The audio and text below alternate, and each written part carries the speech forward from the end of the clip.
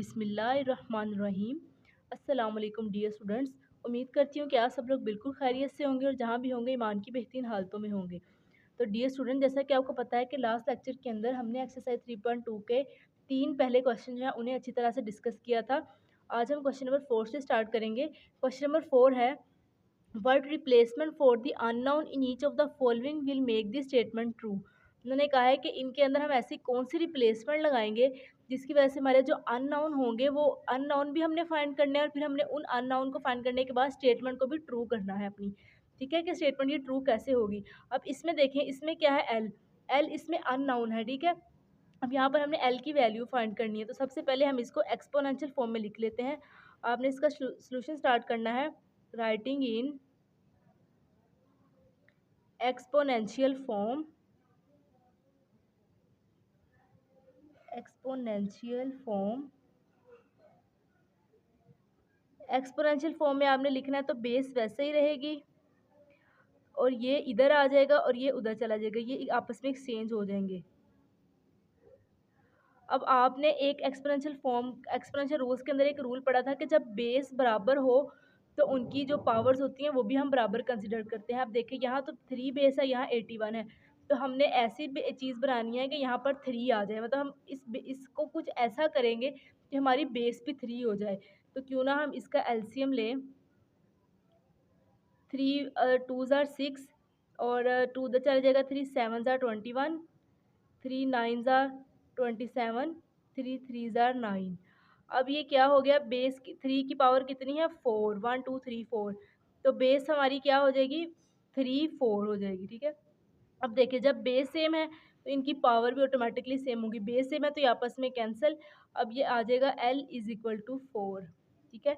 इसी तरह से हमारे पास आंसर आएगा L इज इक्वल टू 4। अब यहाँ पर ये भी लिख सकते हैं base r equal, so base बराबर है तो उनकी पावर भी ऑटोमेटिकली बराबर है।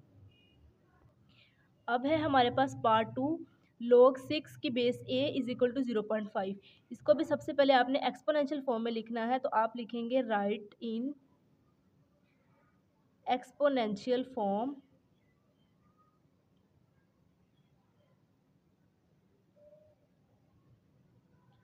और एक्सपोनेंशियल फॉर्म में कैसे लिखेंगे, बेस वैसे ही रहेगी, a बेस है, ये उधर चला जाएगा और वो इस तरफ आ जाएगा।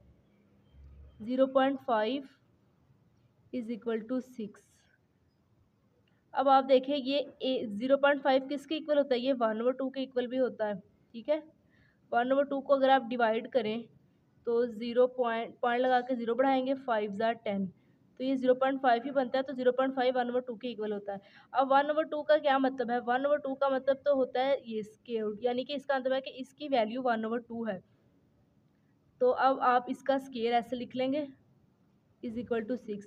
अब आप इसका ये अंडर रूट जो है स्क्वायर रूट इसका ख़त्म करना चाहते हैं, तो अब आप लिखेंगे take square root on both side.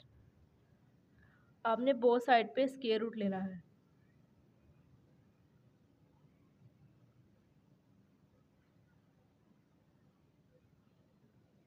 तो बोथ साइड पे स्क्वायर रूट लेते हैं, इधर भी स्क्वायर लिया, इधर भी स्क्वायर लिया, ये स्क्वायर स्क्वायर से कट गया। अब a इज इक्वल टू 6 का स्क्वायर हमारे पास क्या होता है, 6 का स्क्वायर होता है 36, ठीक है। इस तरह जो हमारे पास अननाउन था वो था a और उसका आंसर आ चुका है वो है 36। अब है जी थर्ड पार्ट, log n की बेस 5 इज इक्वल टू 2। इसको एक्सपोनेंशियल फॉर्म में लिखेंगे, तो आप लिखेंगे राइट इन एक्सपोनेंशियल फॉर्म। पहले एक्सपोनेंशियल फॉर्म में लिखना है, उसके बाद हमने इसको सोल्व करना है।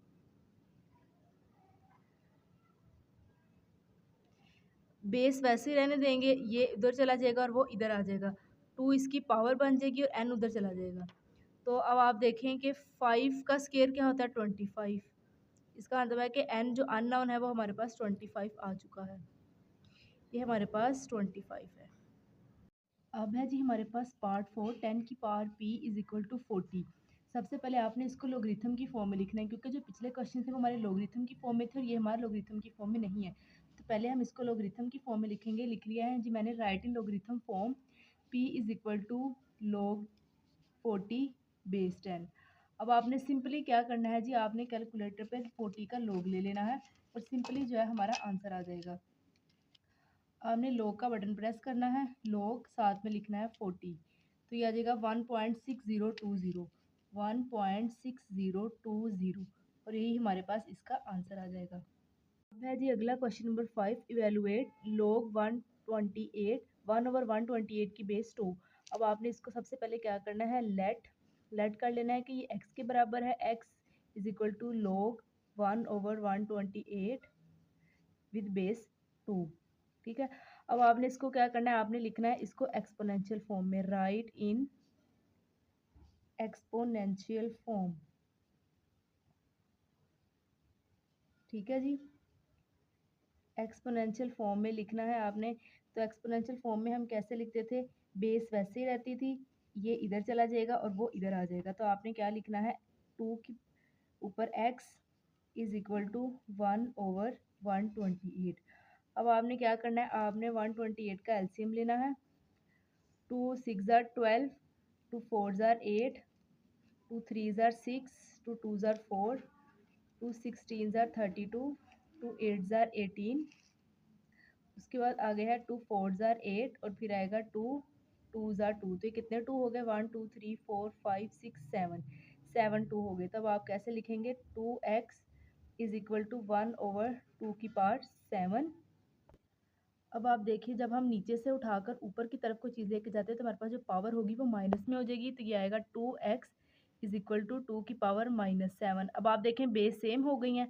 फिर अब आपने यहाँ पर लिखना है बेस आर इक्वल।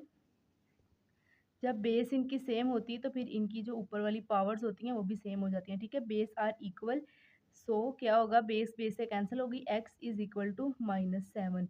x का आंसर हमारे पास क्या आ गया, -7। अब है G part 2, log 512 to the base 2 into square root 2। उन्होंने कहा log 512 है और इसकी बेस ये होनी चाहिए। तो आप सबसे पहले इसको बेस की फॉर्म में लिख लेते हैं, log 512 और इसकी बेस क्या है, 2 इंटू स्केयर रूट 2।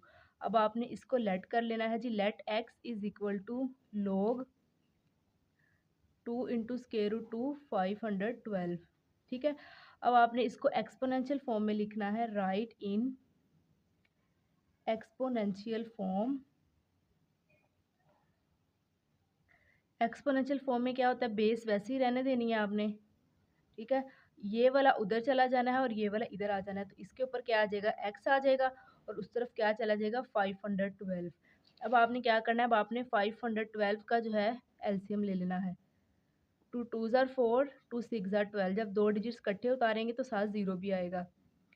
2 1 ज़ार 2 ज़ीरो, फिर 2 3 ज़ार 6, फिर 2 नहीं, अब 2 पे नहीं होगा ये, 2 2 ज़ार 4, 2 5 ज़ार 10, 2 6 ज़ार 12, 2 1 ज़ार 2, 2 3 ज़ार। ठीक है, अब हम इसको 3 पर ले जाते हैं।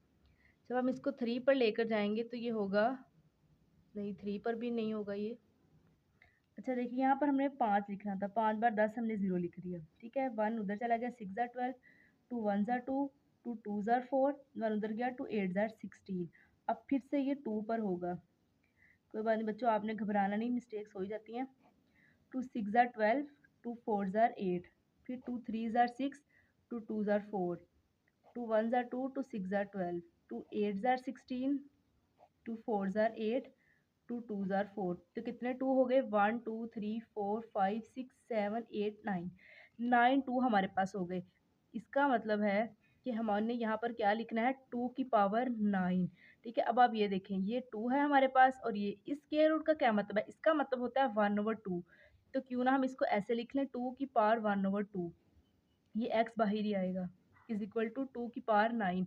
अब आप देखिए दोनों बेस सेम है। आपने एक एक्सपोनेंशियल का रूल पढ़ा था कि जब बेस सेम होती हैं तो हमने इनकी पावर्स को क्या ऐड करना होता है। ठीक है, तो अब आप इसको ऐड करें, इसकी पावर कितनी है, 1, 1 प्लस 1/2। इसको एलसीएम लेते हैं, इसका 2 आएगा। फिर आपने जिसके नीचे कुछ नहीं होता उसके नीचे 1 होता है। अब आपने 1 का टेबल पढ़ना है 2 तक, तो 2 के टेबल में 1 2 ज़ा 2 होता है, तो 2 को फिर इससे मल्टीप्लाई करा देना है, 2 1 ज़ा 2 प्लस।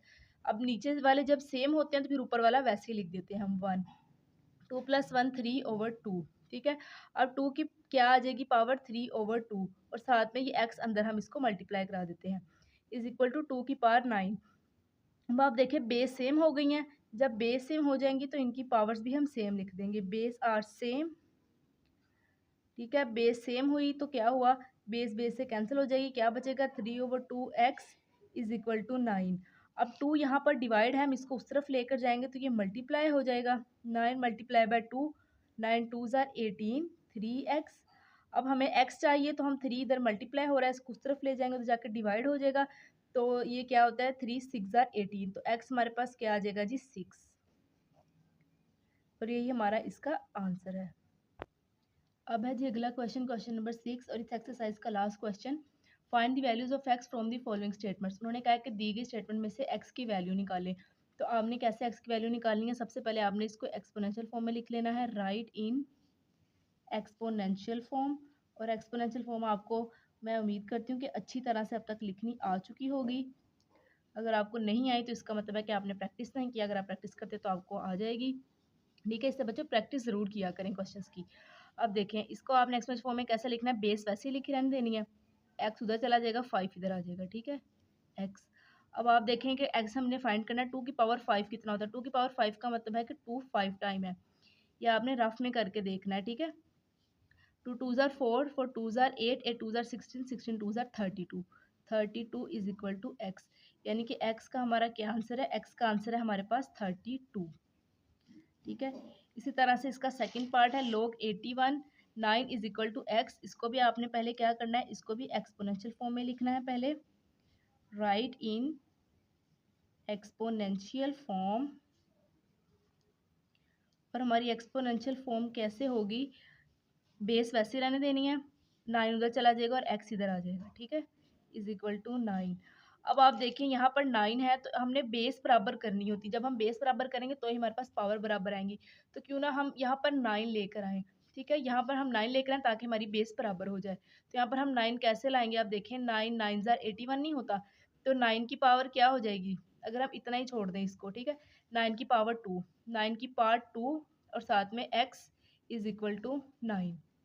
अब आप देखें बेस सेम हो गई, अगर आप इसको दूसरे मेथड से करेंगे ना, 81 को आप लंबा चौड़ा करेंगे, आंसर फिर भी यही आना है, लेकिन ये थोड़ा सा आसान मेथड है, इसलिए आप इसको शॉर्टकट मेथड से कर लें, ठीक है।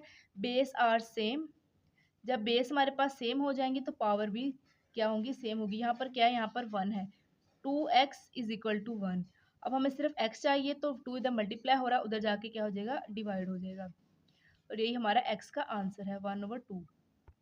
अब है जी हमारे पास इसका थर्ड पार्ट, log 8 की base 64 is equal to x की पावर 2। तो सबसे पहले आपने क्या करना है, आपने इसको एक्सपोनेंशियल फॉर्म में लिखना है, right in exponential form. Exponential form में क्या था, बेस वैसे ही रहने देनी है आपने, ये उधर चला जाएगा और ये इधर आ जाएगा, बेस के ऊपर आएगा x/2 इज इक्वल टू 8। अब देखिए यहाँ पर 8 है तो हम कुछ ऐसा करेंगे यहाँ पर भी 8 आ जाए ताकि हमारी बेस में बराबर आ जाए। हमने यहाँ पर करना उसी को है जिसका हो सकता है, जैसे आपको पता है कि 9 का स्केयर जो है वो 81 होता है, इससे यहाँ 9 आ सकता था। अब आपको पता है 8 का स्केयर क्या होता है, 64 होता है, इससे यहाँ पर 8 आ सकता है। तो अगर आप इसको ऐसे लिख दें 8 की पावर 2 और ये है x/2 इज इक्वल टू 8। अब आप देखें कि बेस सेम है, जब बेस सेम होगी तो इसकी पावर भी सेम होगी, लेकिन उससे पहले एक और काम हमने करना है, ठीक है। ये देखिए आपने x/2 को इसके साथ भी मल्टीप्लाई करना है, तो जब ये होगा 2x/2 इज इक्वल टू 8, तो 2 2 से कैंसिल, 8 के ऊपर हमारे पास सिर्फ x बच गया, ठीक है, और ये 8। अब देखिए बेस सेम है तो आप लिखेंगे बेस आर सेम, जब बेस सेम होगी तो इनके पावर भी ऑटोमेटिकली सेम है, तो यहाँ पर कुछ नहीं है, यहाँ पर 1 है तो x इज इक्वल टू 1 आ जाएगा, और यही हमारे पास इसका आंसर होगा। अब है जी पार्ट 4, log 64 की base x is equal to 2।